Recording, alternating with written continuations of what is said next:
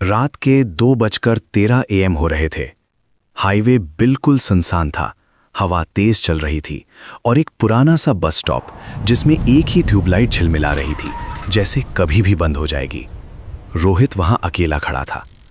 उसने अपनी घड़ी देखी, फिर रोड की तरफ, फिर अपने फोन की स्क्रीन। No network. उसने हल्की सी सांस ली।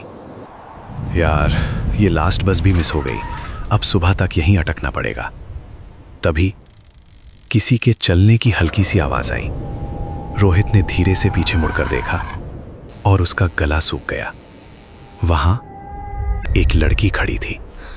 वो लड़की बिल्कुल चुप थी, सफेद साड़ी पहनी हुई, बाल आधे चेहरे पे गिरे हुए। रोहित ने धीरे से पूछा, तुम कब आई? लड़की ने कोई जवाब नहीं दिया, सिर्फ धीरे से उसकी तरफ देखा और मुस्कुरा दी। वो स्माइल नॉर्मल नहीं थी, जैसे किसी को देखकर नहीं बल्कि किसी चीज का इंतजार करते हुए हो। रोहित को अजीब सा फील हुआ। उसने नजर हटा ली। शायद ये भी बस का वेट कर रही है, उसने सोचा। पर फिर उसने देखा लड़की के पैर जमीन को टच ही नहीं कर रहे थे। रोहित का दिल जोर से धड़कने लगा। ये पॉसिबल नहीं है, वो अपने आप से बोलने लगा। उसने दोबारा देखा।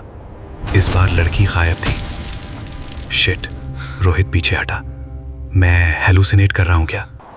हवा और तेज हो गई, ट्यूबलाइट जोर से ब्लिंक करने लगी और तभी उसके फोन पर एक नोटिफिकेशन आया।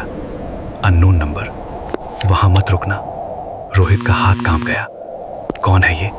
उसने कॉल बैक किया, पर नंबर अनरीचेबल। दूर से एक बस की लाइट दिखाई दी। रोहित ने चैन की सांस ली। फाइनली बस धीरे धीरे रुकती है। गेट खुलता है। अंदर अंधेरा ही अंधेरा। ना कोई कंडक्टर, ना कोई पैसेंजर की आवाज।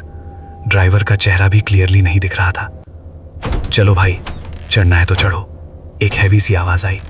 रोहित थोड़ा हेजिटेट हुआ, पर फिर सोचा यहां रुकने से बेटर है चढ़ जाता हूं। जैसे ही वो बस के अंदर चढ़ा, उसने देखा सारे सीट्स पर लोग बैठे हुए थे, पर सबके चेहरे झुके हुए और सब बिल्कुल हिला भी नहीं रहे थे।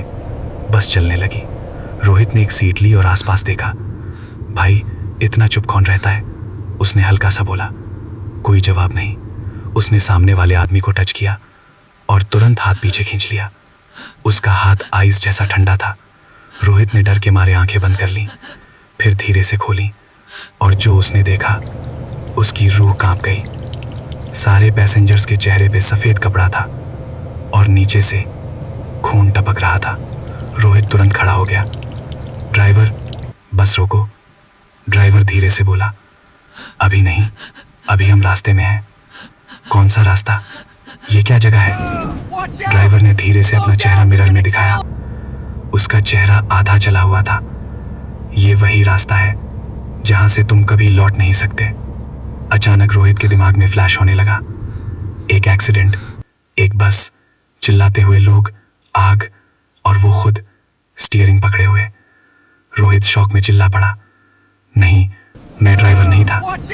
ड्राइवर की आवाज आई, सच से भाग नहीं